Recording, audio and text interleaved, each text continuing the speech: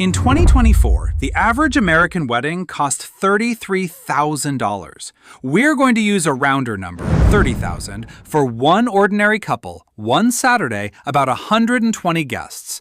That works out to $284 per person just to walk in the door.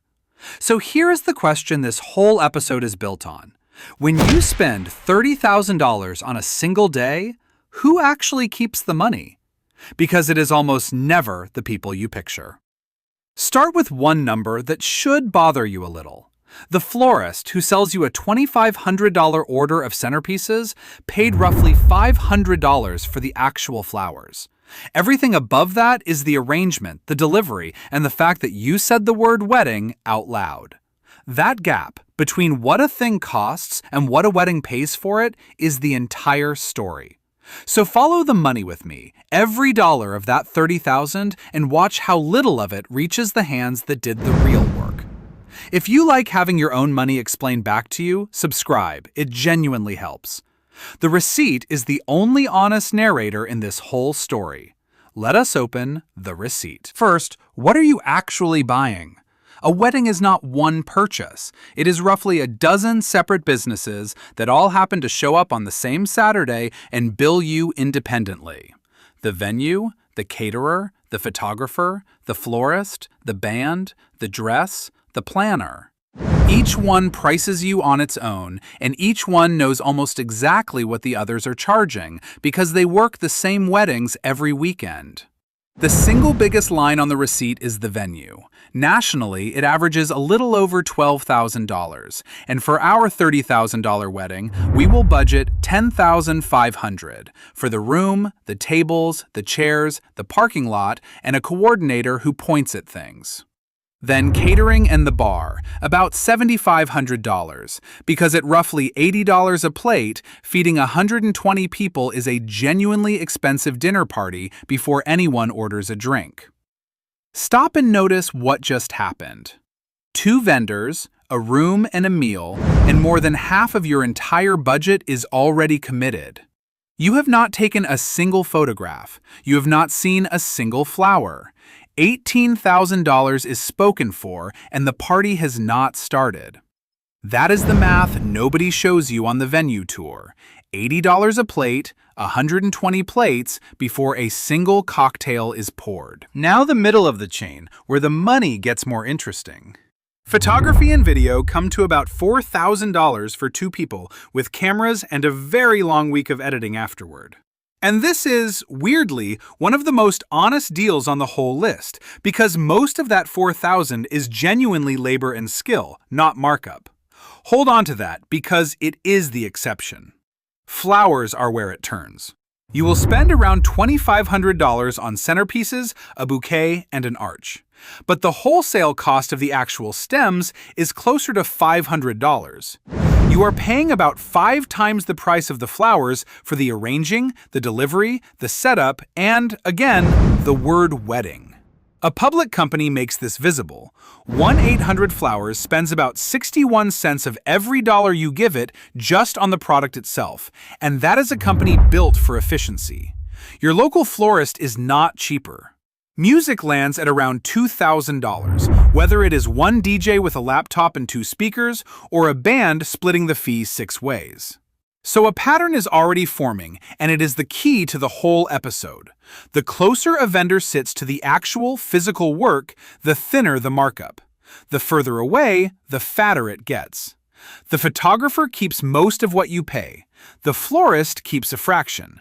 Remember which is which. Then there is the dress, around $1,800 on average, and it is the single cleanest example of how this entire industry prices.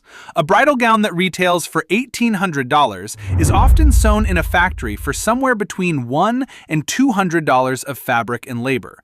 The rest is name and volume. Designers like Vera Wang sell you the name. Retailers like David's Bridal sell you the scale. The gown is not expensive to make, it is expensive to want. And then the planner, about $1,700, to coordinate all of these people so they do not collide. But there is one more hand in this, and you will never see it on any invoice. Long before you hired a single vendor, a platform, the knot or wedding wire, sold your name and your date to those vendors as a lead. The vendors pay that platform to reach you, and every dollar a vendor pays to find you gets quietly added back into the quote that you pay. You were a product before you were a customer. That cost does not show up anywhere on your $30,000 receipt, but it is in every line of it. And unlike the venue or the caterer, the dress has an afterlife. It gets resold secondhand for about 1/10 of what you paid, which tells you what it was really worth. So let us put all $30,000 on one table and see who walked away with what. Venue and rentals, $10,500. Catering in the bar, $7,500. Photography and video, $4,000. Flowers, $2,500. Music, $2,000. The dress and the rest of the attire, $1,800. And the planner, plus the cake, the invitations, and the officiant, $1,700. That is your $30,000. And here is the part that surprises almost everyone. The biggest single winner is not a person at all. It is the room. The venue takes the largest cut of your entire wedding, and it is a building that already existed, that hosted a wedding last Saturday and will host another one next Saturday. Its actual added cost for your particular day, the electricity, the cleaning, a few staff, is a small fraction of what you paid for it. Compare that to the people doing the most visible, most skilled work, the photographer and the band. They sit near the bottom of the list. In this economy, owning the room beats doing the work. Think about the venue's real cost for your night: a few staff, the lights, the cleaning crew in the morning. On a $10,000 room, that might be $1,000 or $2,000. The rest is rent on a space you borrowed for 5 hours. Now compare your $30,000 Saturday to the version nobody posts. The same two people get the same legal marriage a different way: a courthouse ceremony, and then dinner at a genuinely nice restaurant for 30 of the people they actually like. All in, that costs about $5,000. Same vows, same paperwork, same married on Monday morning. The other $25,000 did not buy you the marriage because the marriage was $5,000. The other $25,000 bought you the production. The big room, the 120 guests, the flowers that die by Sunday, and the word wedding printed on every quote you accepted. This is the comparison the industry would prefer you did not run.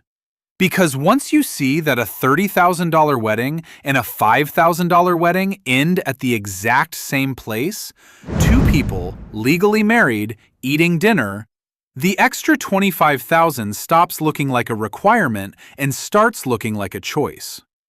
It is allowed to be a choice. It is your money and your day. Just know which part you are buying. The $5,000 version is not a cheaper marriage.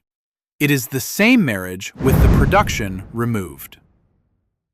Everything you cut was the show, not the substance. Here is the uncomfortable reframe. Almost none of this is a scam. Nobody in that chain is doing anything illegal or even unusual. The venue is a hotel, and a hotel like Marriott keeps under 10 cents of net profit on every dollar that comes through it, about 9.9 cents by its own filings. The florist is running on thin margins on perishable goods. The dressmaker, the caterer, the band, most of them are not getting rich. So where does the money go? It does not pile up in one villain's account. It gets sliced thinly across a dozen ordinary businesses, plus the markup that the single word wedding quietly adds to each of them, plus the platform in the middle that sold you to all of them first. It is not a conspiracy. It is just a lot of small, legal cuts that add up to $30,000. And the only person standing at the end of that chain holding the whole bill is you. Nobody overcharged you. Everybody charged you. That is the difference, and it is the whole game. That is the genius of it, if you want to call it that. $30,000 sliced so evenly that no single cut ever feels unfair, while the total quietly becomes the most expensive day of your life. So, one last time, where did your $30,000 actually go? Not to luck and not to love, because those two were free. It went to a venue that rented you a few hours of a building it already owned, to a 5 times markup on flowers that wilt by Sunday, to a gown sewn for a couple $100 and worn for one afternoon, to a website you never met that sold your name to the vendors before you said yes. Everyone took a cut. The caterer, the florist, the room, the name on the dress, the platform in the middle, every one of them a small and reasonable slice, and every one of them will do it again next Saturday for the next couple at the next $30,000. It is not really a wedding industry. It is just an industry wearing white. A marriage costs a signature and 20 minutes. A wedding costs $30,000. The difference between them is the show. The marriage was the cheap part. Now you know.